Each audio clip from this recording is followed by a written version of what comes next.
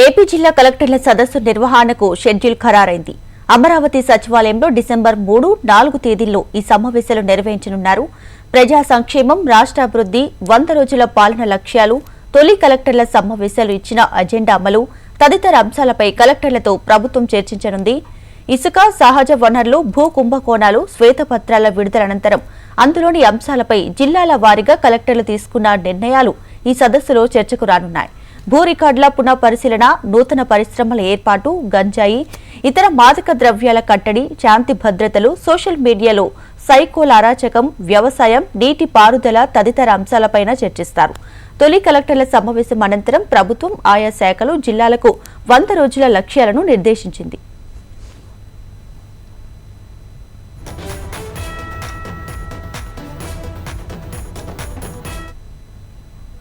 ఇదే విషయానికి సంబంధించి మరింత సమాచారాన్ని మా ప్రతినిధి కాంతి అందిస్తారు. ఫోన్లో కాంతి.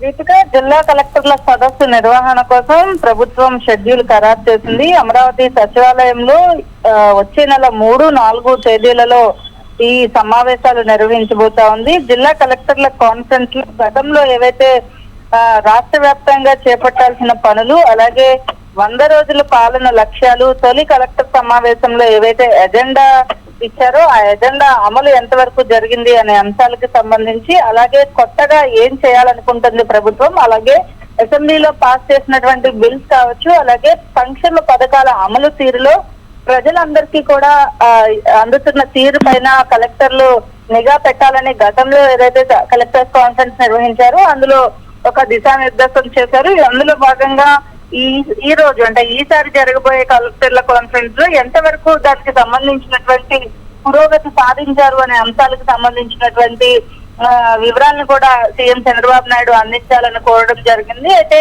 ఇసుక, సహజ వనరులు ఏవైతే ఉన్నాయో వాటిలన్నింటినీ కూడా ఉచిత ఇసుక పథకం అందజేస్తున్న నేపథ్యంలో దీనికి సంబంధించినంత వరకు కూడా ఎట్లా అమలు జరుగుతోంది, ఎక్కడైనా అవకతవకలు గుర్తించారా, లేకపోతే సీసీ కెమెరాలు పెట్టి నిఘా అనేది ఖచ్చితంగా ఉండాలి అని చెప్పి కలెక్టర్లకు ఆదేశాలు గతంలోనే జారీ చేసిన నేపథ్యంలో ఉచిత ఇసుక వ్యవహారంలో కొంత రేట్ విషయంలో అంటే ట్రావెలింగ్ ఛార్జెస్ అనేవి ఎక్కువ ఉన్నాయి అని కూడా గతంలో చెప్పిన నేపథ్యంలో ఈసారి ఎటువంటి నిర్ణయం తీసుకుంటారు అనేది చూడాలి.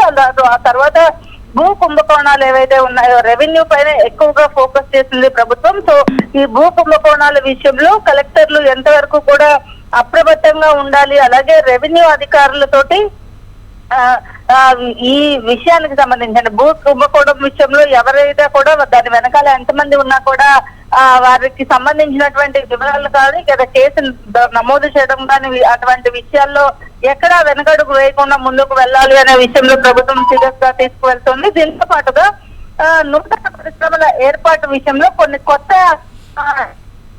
తీసుకొచ్చింది గవర్నమెంట్. దాంతో పాటుగా కొత్త పరిశ్రమలు రాష్ట్రానికి ఏవైతే వస్తున్నాయో ఆ పరిశ్రమలకి సంబంధించిన భూ కేటాయింపు విషయంలో కావచ్చు, అక్కడ వాళ్ళకి కావలసినటువంటి మౌలిక సదుపాయాల కల్పన విషయంలో కొంత కలెక్టర్ల నుంచి చేయూత అందించాలనే విషయంలో కూడా ఈసారి జరిగేటువంటి కలెక్టర్ల కాన్ఫరెన్స్ లో సూచన చేయబోతున్నట్లుగా తెలుస్తా ఉంది. దాంతో పాటుగా శాంతి భద్రతల విషయము, అలాగే గంజాయి, మారక ద్రవ్యాల కట్టడి ఈ రెండింటిపైన కూడా ప్రభుత్వం ఫోకస్ పెట్టింది. దాంతో పాటుగా ఒక కమిటీని కూడా వేసి ముందుకు వెళ్తున్న నేపథ్యంలో ఏదైతే శాంతి భద్రతల విషయంలో రాష్ట్రంలో జరుగుతున్నటువంటి అరాచకంగా బిహేవ్ చేస్తున్నటువంటి వారిపైన ఎట్లాంటి చర్యలు తీసుకోవాలి, అలాగే దీనికి సంబంధించి ఫస్ట్ కలెక్టర్ల సమావేశంలో ఏదైతే దిశానిర్దేశం చేశారో వాటికి సంబంధించిన రిపోర్ట్ తో పాటు కొత్త అంశాలపైన ఈ 2 రోజుల పాటు కలెక్టర్ల సమావేశంలో నిర్ణయించి వారికి ఒక దిశానిర్దేశం ప్రభుత్వం వైపు నుంచి ఏం చేయాలనుకుంటున్నారు, అలాగే ఆఫీసర్స్ వైపు నుంచి ఎలాంటి ముందుకు వెళ్ళాలి, ప్రజల సంక్షేమం కోసం ఎట్లాంటి చర్యలు తీసుకోవాలి అనే అంశం పైన ఒక దిశానిర్దేశం సీఎం చంద్రబాబు నాయుడు చేయాలనుకుంటున్నారు. దీంతో పాటుగా ఈ కలెక్టర్ల సమావేశంలో కొత్త పాలసీస్ ఏవైతే తీసుకొచ్చారో వాటి అమలు తీరు పైన క్షుణ్ణంగా వివరాలు అందించాలని కూడా సూచించడం జరిగింది. Deepika. Right Kanthi, thank you.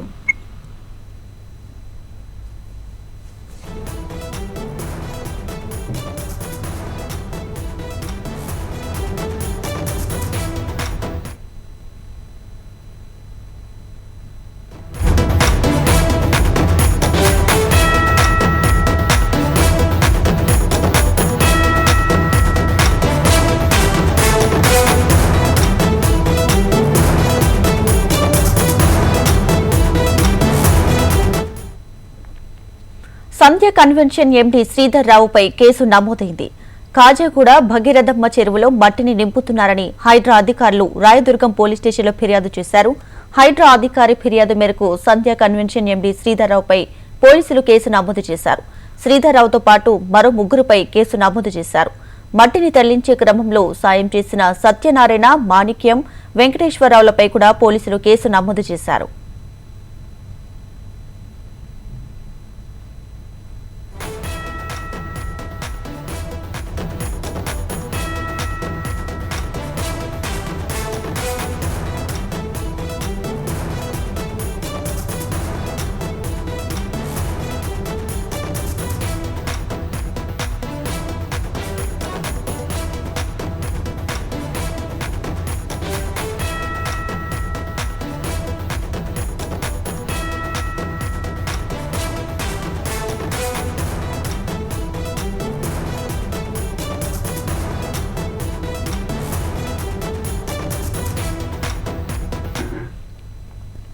Sandhya convention MD Sridhar రావుపై కేసు నమోదైంది.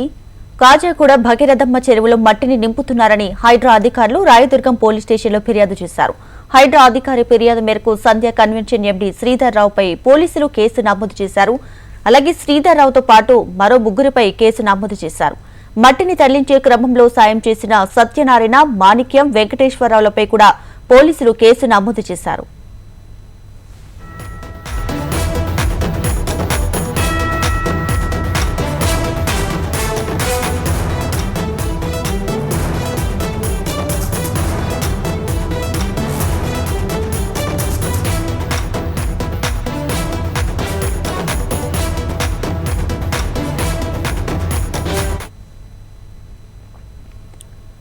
సంధ్య కన్వెన్షన్ ఎండీ శ్రీధర్ రావుపై కేసు నమోదైంది. కాజాగూడ భగీరథమ్మ చెరువులో మట్టిని నింపుతున్నారని హైడ్రా అధికారులు రాయదుర్గం పోలీస్ స్టేషన్లో ఫిర్యాదు చేశారు.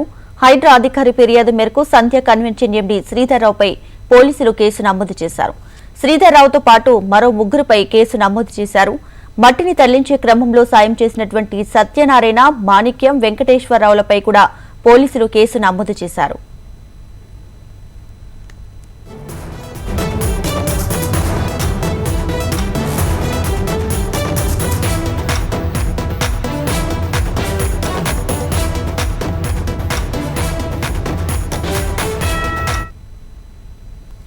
రైట్, ఇక సంధ్య కన్వెన్షన్ ఎండీ శ్రీధర్ రావుపై పోలీసులు కేసు నమోదు చేశారు. దీనికి సంబంధించి మరింత సమాచారాన్ని మా ప్రతినిధి అమర్ లైవ్ లో అందిస్తారు. అమర్. దీపిక, సంధ్య కన్వెన్షన్ ఎండీ శ్రీధర్ రావుపై పోలీసులు, రాయదుర్గం పోలీసులు కేసు నమోదు చేశారు. అయితే ఇప్పటికే భూ సంబంధించిన లావాదేవీలు ఏవైతే ఉంటాయో అతనికి సంబంధించిన ల్యాండ్ ఉంది కాజాగూడ భగీరథమ్మ చెరువు పరిధిలో. ఆ చెరువు మొత్తం కూడా FTL పరిధికి వస్తుంది. అయితే అతను ఆ చెరువులో, ఆ భగీరథమ్మ చెరువులో మట్టి పోసేందుకు ఇప్పటికే JCBలు పెట్టి చదును చేస్తా ఉన్నారు. చదును చేస్తున్న సందర్భంలో అక్కడ భూమి, చెరువు మొత్తం కూడా అన్యాక్రాంతం అవుతుంది అని కూడా హైడ్రా అధికారులు గుర్తించారు. ఈ నేపథ్యంలో హైడ్రా అధికారులు ఫీల్డ్కి వెళ్లి భగీరథమ్మ చెరువుకు సంబంధించి FTL గుర్తించడం, ఆ తర్వాత ఏదైతే మట్టి పోసే ప్రక్రియను పోలీసులతో సహా ఆపే ప్రయత్నం అయితే హైడ్రా అధికారులు చేశారు. అయితే దీంతో కొంత ఏదైతే గొడవ జరగడం, ఆ తర్వాత రాయదుర్గం పోలీసులకు హైడ్రా అధికారులు ఫిర్యాదు చేయడం జరిగింది. ఎందుకంటే భగీరథమ్మ చెరువు అనేది FTL పరిధికి సంబంధించి గుర్తించిన దానికి లోపలికి వచ్చి మట్టి పోసే ప్రయత్నము సంధ్యా కన్వెన్షన్ ఎండీ అయినటువంటి శ్రీధర్ రావు చేశాడు.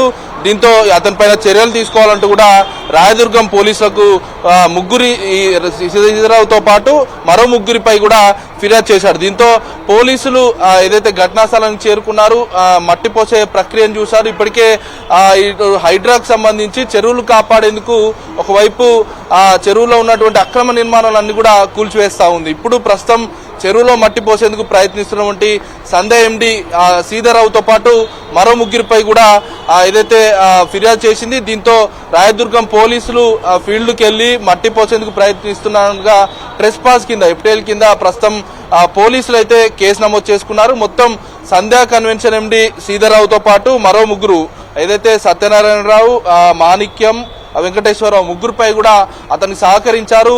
పూర్తిగా FTL సంబంధించిన భగీరథమ్మ చెరువులో ఈ ముగ్గురు కలిసి పూర్తిస్థాయిలో మట్టి లెవెల్ చేసే కార్యక్రమాన్ని అక్కడ పెట్టుకున్నారు కాబట్టి పూర్తిస్థాయిలో హైడ్రా అధికారుల ఫిర్యాదు మేరకు శ్రీధర్రావుపై ప్రస్తుతం రాయదుర్గం పోలీసులు అయితే కేసు నమోదు చేసుకుని దర్యాప్తు చేస్తా ఉన్నారు. అయితే అతనికి సంబంధించిన భూమి ఎంత మేరకు ఉంది, ఎఫ్టీఎల్ భూమిలో వ్యవసాయం తప్ప మిగతా పనులు చేసుకోకూడదు, కానీ నిర్మాణాలు చేపట్టేందుకు, ఎందుకంటే కాజాగూడ భగీరథమ్మ చెరువుకు ఆనుకొనే అతని ల్యాండ్ ఉంది. శ్రీధర్రావుకు సంబంధించిన ల్యాండ్లోనే అతను మట్టి పోసుకుంటున్నాడు. కానీ ఎఫ్టీఎల్ పరిధిలో నీళ్లు ఉండగానే పూర్తిస్థాయిలో మట్టితో కప్పే ప్రయత్నం చేశారు. పూర్తిగా చెరువును అంతరించేలా చేశారు. దీనిపై హైడ్రా అధికారులు అయితే ప్రస్తుతం సీరియస్ గా ఒకవైపు ఉన్నారని చెప్పుకోవచ్చు. ప్రస్తుతం పోసిన మట్టి కుప్పలకు సంబంధించి దాన్ని వెనక్కి నెట్టే ప్రయత్నం హైడ్రా అధికారులు చేశారు. ప్రస్తుతానికైతే సంధ్యా కన్వెన్షన్ ఎండీ శ్రీధర్రావుతో పాటు ముగ్గురు పైన పోలీసులు కేసు నమోదు చేసుకుని అయితే దర్యాప్తు చేస్తా ఉన్నారు.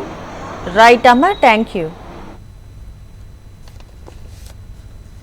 Welcome back. దీక్షా దివాస్ సందర్భంగా కరీంనగర్ లో బీఆర్ఎస్ పార్టీ భారీ బహిరంగ సభకు ఏర్పాట్లు చేస్తుంది.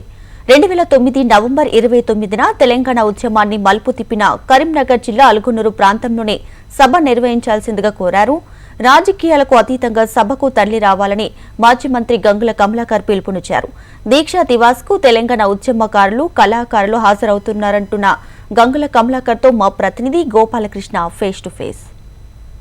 దీక్షా దివాస్ పేరుతో బీఆర్ఎస్ మరొకసారి సభలు నిర్వహించబోతోంది. నో డౌట్ ఈసారి చాలా గ్రాండ్గా నిర్వహించబోతున్నారు. మరొకసారి బీఆర్ఎస్ ఫామ్లోకి రాబోతుందా అనేటువంటి ప్రశ్నలు కూడా వినబడుతున్న పరిస్థితి. నాతో పాటు మాజీ మంత్రి గంగుల కమలాకర్ ఉన్నారు. సార్, కరీంనగర్లో నిర్వహించేటువంటి సభకు ముఖ్య అతిథిగా ఎవరు వస్తున్నారు? సభ నుంచి ఏం చెప్పదలుచుకున్నారు? తెలంగాణ ఉద్యమానికి పెట్టింది పేరు కరీంనగర్ జిల్లా. తెలంగాణ మరిదశ ఉద్యమాన్ని కూడా గౌరవ అప్పుడు కేసీఆర్ గారు నవంబర్ 26 నాడు హైదరాబాద్ నుంచి కరీంనగర్ రావడం, నవంబర్ 29 నాడు 2009లో ఆ రోజు తెలంగాణ వచ్చుడో కేసీఆర్ వచ్చుడో అనే ఒక ఆమరణ చేపట్టడం అనేది కరీంనగర్ జిల్లా నుంచి స్టార్ట్ అయింది. కాబట్టి అందుకే ఈరోజు కరీంనగర్ జిల్లాలో ఈ దీక్షా దివస కార్యక్రమం చేపట్టడం జరుగుతుంది. ప్రజలందరూ కూడా మేము రిక్వెస్ట్ ఒకటి ఇస్తున్నాం, ఇది టీఆర్ఎస్ పార్టీ ప్రోగ్రాం కాదు. తెలంగాణ ప్రజల ఆత్మగౌరవం సంబంధించిన ఇష్యూ. తెలంగాణ ప్రజలు ఎప్పుడో ఎంతో పోరాటం చేసి సంపాదించుకున్న తెలంగాణ రాష్ట్రానికి కేసీఆర్ నాయకత్వం వహించిండు. ఆ రోజు దొంగ దెబ్బ తీసిండు పోలీసు వాళ్ళు.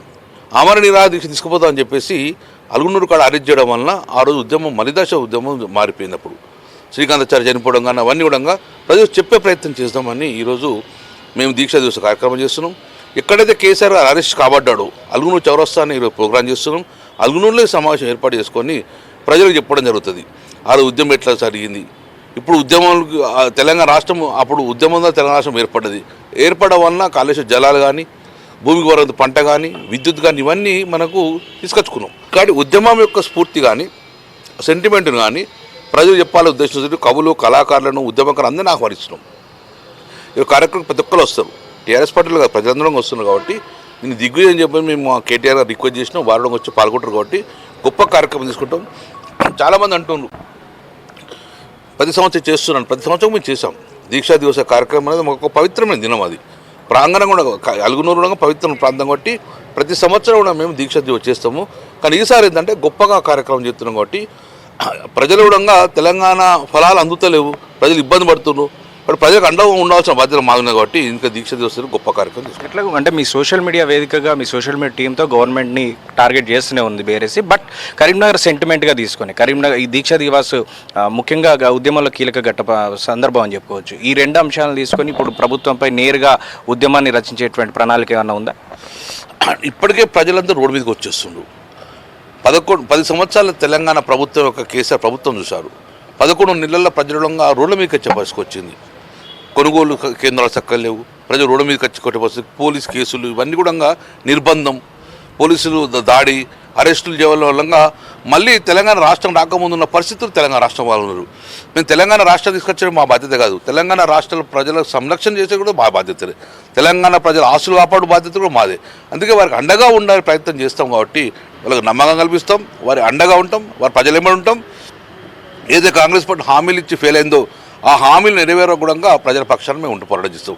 ఈరోజు దీక్షా దివస ద్వారా ప్రజలకు ఆ రోజు జరిగిన ఉద్యమం కానీ, దాని ద్వారా వచ్చిన ఫలితాలు కానీ ఈరోజు జరిగిన పరిణామాలను అనుగుణంగా ప్రజలు కూడా ఉంటాం, ప్రజల పక్షాన ఉండి ప్రజలకు అండగా ఉండి పోరాటం చేయడం మేము మళ్ళీ చూద్దామని చేపడుతున్నాం. సార్, అపార్ట్ ఫ్రమ్ దిస్ మీరు గురుకుల మంత్రిగా చేశారు, సో బీసీ గురుకులాలు కూడా దగ్గరుండి చూశారు. ఇప్పుడున్న పరిస్థితులను బట్టి మీ కామెంట్ ఏంటి? చాలా బాధాకరం, చాలా గౌరవం.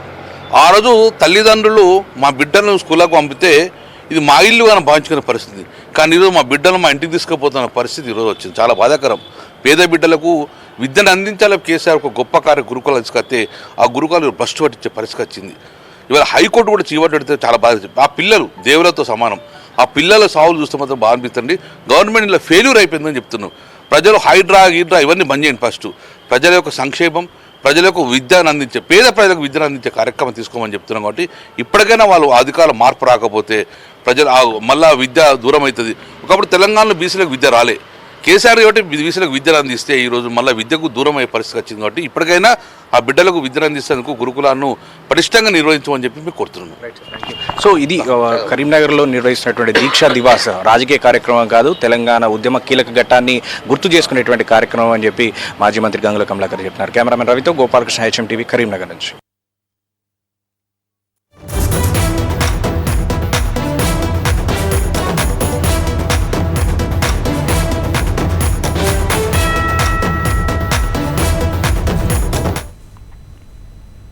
భూదాన్ ల్యాండ్ కేసులో భూదాన్ బోర్డు చర్యలకు దిగుతుంది.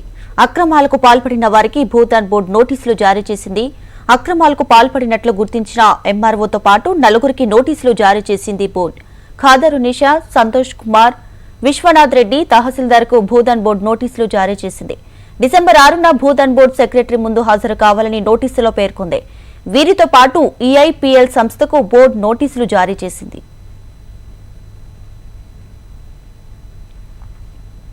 దీనిపై మరింత సమాచారం మా ప్రతినిధి అమర్ అందిస్తారు. అమర్. దీపికా, రంగారెడ్డి జిల్లా నాగారంలోని సర్వే నెంబర్ 181, 182 రెండు సర్వే నెంబర్లకు సంబంధించి భూదాన్ భూమి ఉంది. ఈ భూమికి సంబంధించి ఖాదరున్నీసా అనే వ్యక్తి ఏదైతే భూమి నాకు చెందింది, నాకు కావాలంటూ కూడా ఆమె ఫిర్యాదు చేసింది. దీంతో ఆమె ఫిర్యాదు ఆధారంగా రెవెన్యూ అధికారులు ఎలాంటి ఫీల్డ్ సర్వే లేకుండా రంగారెడ్డి జిల్లా కలెక్టర్గా గతంలో ఐఏఎస్ అమయ్ కుమార్ ఉన్న సమయంలో పూర్తిస్థాయిలో 42 ఎకరాల భూమికి సంబంధించి అన్యాక్రాంతమైంది. కాబట్టి ఈ భూదాన్ భూమికి సంబంధించి జరిగిన అవకతవకలపై నిన్నటిదాకా ఈడీ అధికారులు విచారించారు. ఇవాల్టి నుండి భూదాన్ భూమికి సంబంధించిన ట్రస్ట్ ప్రస్తుతం దీనికి సంబంధించి ఏదైతే నోటీసులు కూడా జారీ చేసింది. మొత్తం ఏదైతే MROతో పాటు 4గురికి కూడా నోటీసులు జారీ చేసింది. ఖాదరున్నీసాతో పాటు సంతోష్ కుమార్, విశ్వనాథ్ రెడ్డి, తహసీల్దార్ కూడా నోటీసులు అయితే జారీ చేసింది. అయితే డిసెంబర్ 6న విచారణకు హాజరు కావాలంటూ కూడా నోటీసుల్లో పేర్కొంది. భూదాన్ భూమికి సంబంధించి ఏదైతే 181, 182 రెండు సర్వే నెంబర్లకు సంబంధించి చాలా భూదాన్ భూమి ఉంది. ఈ భూమిని అన్యాక్రాంతం చేసేందుకు ఫిర్యాదు చేయగానే ఆ వ్యక్తికి ఎలాంటి ఫీల్డ్ సర్వే లేకుండా ఎలా పట్టా చేశారు. ఖాదరున్నీసాతో పాటు ఇటు ఆమెకు సహకరించినటువంటి రెవెన్యూ అధికారులు, తహసీల్దార్తో పాటు ముఖ్యంగా ఖాదరున్నీసాకు పట్టా అయిన తర్వాత ఆమె ఒక రియల్ ఎస్టేట్ కంపెనీకి పట్టా చేసింది. EIPL అనే రియల్ ఎస్టేట్ కంపెనీకి పట్టా చేసింది. కాబట్టి ఆ కంపెనీకి కూడా భూదాన్ బోర్డు కూడా ప్రస్తుతం నోటీసులు కూడా జారీ చేసింది. 6వ తేదీన దీనికి సంబంధించిన పూర్తి డాటా తీసుకొని రావాలంటూ కూడా భూదాన్ బోర్డు కూడా వాళ్ళను నోటీసులో కూడా పేర్కొన్న పరిస్థితి నెలకొంది. మొత్తం MROతో పాటు మొత్తం 4గురికి కూడా నోటీసులు కూడా పేర్కొంది.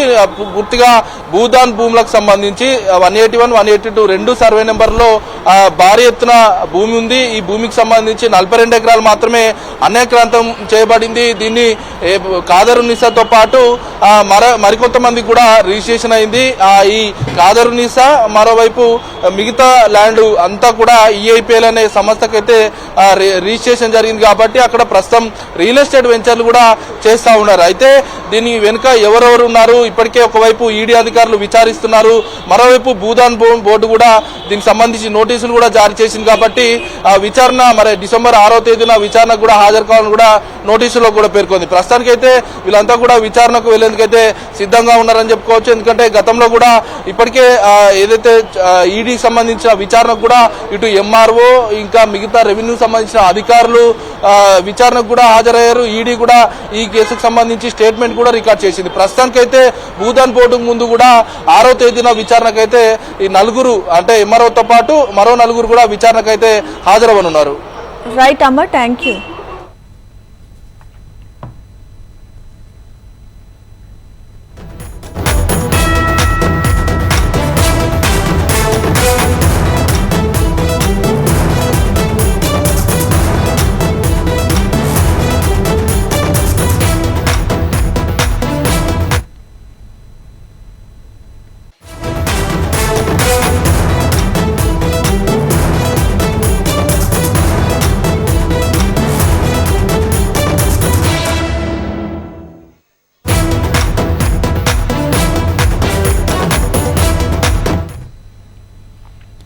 మంత్రి సీతక్క సంచలన వ్యాఖ్యలు చేశారు. హాస్టల్స్ లో ఫుడ్ పాయిజన్ ఘటనల వెనుక కుట్ర ఉందని అనుమానాన్ని వ్యక్తం చేశారు.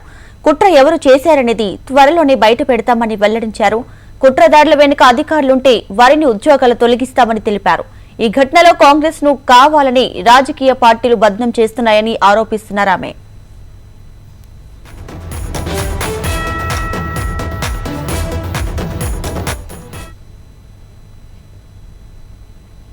గురుకులాల గురించి కూడా మేము చెప్తా ఉన్నాం. ముందుగాల కేటీఆర్ మీ హయాంలో ఎంతమంది చనిపోయిర్రో ఆ రోజు ఒక్కరి దగ్గర కూడా మీరు పోలే. కనీసం ఇప్పుడైనా ప్రతిపక్షంలోకి వచ్చినావు కదా, ఈ రోజు పోండి. మొన్న వాంకడి ఘటనలో మా మంత్రులు నలుగురు ఫాలోఅప్ చేసినాం, నేను కూడా ఫాలోఅప్ చేసిన. మా దామోదర్ రాజనరసింహ గారు రెగ్యులర్గా అక్కడ హెల్త్ మినిస్టర్గా వారు ఉండి ఎప్పటికప్పుడు అందుబాటులో ఉన్నారు. 2 మినిస్టర్లు అక్కడ చేసిండ్రు. ఇంకా మేము పోలే మా నలుగురు మినిస్టర్లు అక్కడ నిరంతరం చేసినాం. అదే కాకుండా 16 లక్షలు ఖర్చు పెట్టినాం అమ్మాయిని బతికించడం కోసం. ఇవాళ ఈ హాస్టళ్లలో జరిగే వాటి వెనుక కుట్రలు కూడా మేము తొందరలోనే బయట పెడతాం. ఖచ్చితంగా కొంతమంది హాస్టళ్లలో ఉండేటువంటి వాళ్ళతో కూడా కొన్ని లింక్స్ పెట్టుకొని అవన్నీ ఏమేమి జరుగుతున్నాయో అవన్నీ కూడా బయటకు తీస్తాం. ఆ అధికారులు ఎవరైనా అట్లాంటి వాటి కుట్రలకు తెరలేపితే వాళ్ళ మీద క్రిమినల్ కేసులు పెడతాం. సర్వీస్ నుంచి కూడా రిమూవల్ చేస్తామని కూడా ఈ సందర్భంగా హెచ్చరిక చేస్తాం. అదే చెప్తామంటున్నా కదా, ఆధారాలతో చెప్తాం. మాకు డౌట్స్ ఉన్నాయి ఈ హాస్టల్స్లలో జరిగే వాటి మీద మాకు డౌట్స్ ఉన్నాయి కాబట్టి మేము వాటితో వివరంగా చెప్తాం.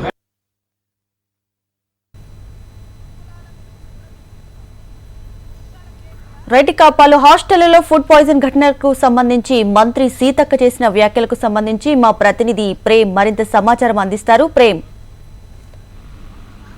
దీపుగా సేపటి క్రితం గాంధీ భవన్ లో మంత్రి సీతక్క మాట్లాడుతూ రాష్ట్ర వ్యాప్తంగా అయితే 2 అంశాలపై పెద్ద ఎత్తున చర్చ జరుగుతుంది. ఒకటి ఘటనకు సంబంధించినటువంటి ఇథనాల్ ఫ్యాక్టరీ, మరొకటి రాష్ట్ర వ్యాప్తంగా కూడా చాలా హాస్టల్స్ లో జరుగుతున్నటువంటి ఫుడ్ పాయిజన్, ఈ రెండింటిపై కూడా ఆమె స్పందించారు. మొదటగా ఫుడ్ పాయిజన్ ఘటనకు సంబంధించి ఇప్పటికీ దాదాపుగా ఎవరైతే చనిపోయిన ఆ విద్యార్థికి సంబంధించి 25 రోజుల పాటు చికిత్స అందించాం. ప్రభుత్వానికి సంబంధించి ఆ మంత్రిగా నేను దామోదర్ రాజనరసింహ అక్కడికి వెళ్ళొచ్చినటువంటి ఆ పరిస్థితులను కూడా ఆమె గుర్తుకు చేయడం జరిగింది. మరొక వైపు హాస్టళ్లలో జరిగేటువంటి ఫుడ్ పాయిజన్ మీద కుట్రలు ఉన్నాయని కూడా ఆమె చెప్పడం జరిగింది. మరొకవైపు అధికారులు ఎవరైనా అలాంటి కుట్రలకు సహకరిస్తే వారిపై తప్పక చర్యలు తీసుకుంటామనేది కూడా ఆమె వెల్లడించడం జరిగింది. మరొకవైపు రాజకీయ నాయకులు వెనుక ఉండి ఇట్లాంటి కుట్రలు చేస్తున్నారేమో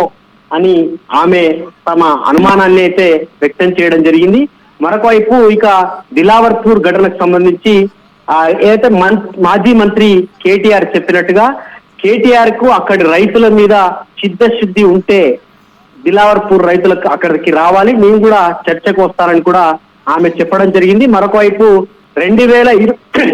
2022లోనే ఇథనాల్ ఫ్యాక్టరీకి సంబంధించినటువంటి అనుమతులు వచ్చాయి. అప్పుడు అనుమతులు ఉన్నటువంటి ప్రభుత్వంగా బీఆర్ఎస్ బీజేపీ ఇద్దరు కూడా ఆ కంపెనీకి ఒప్పుకోవడం జరిగింది. మరొక వైపు మాజీ మంత్రి తలసాని శ్రీనివాస్ యాదవ్, తలసాని వియంకుడు సుధాకర్, తలసాని కుమారుడు ఇద్దరు కూడా కంపెనీకి డైరెక్టర్లుగా ఉన్నారంటూ ఆమె చెప్పడం జరిగింది. దీనిపై అసెంబ్లీలో కూడా చర్చకు సిద్ధమని చెప్పింది. మరొక వైపు కేటీఆర్ కు సవాల్ కూడా విసిరించి దీనిపై ఎవరు పర్మిషన్ ఇచ్చారు, ఎవరు ప్రభుత్వంలో వచ్చింది, దానికి చర్చకు సిద్ధంగా ఉంటే దిలావర్పూర్ కు రావాలని చెప్పి రైతుల సమస్యలను మేము చర్చ చేస్తామని చెప్పేసి కూడా మంత్రి సీతక్క మాజీ మంత్రి కేటీఆర్ కి అయితే సవాలు విసిరారు Deepika. Right Prem, thanks for the updates.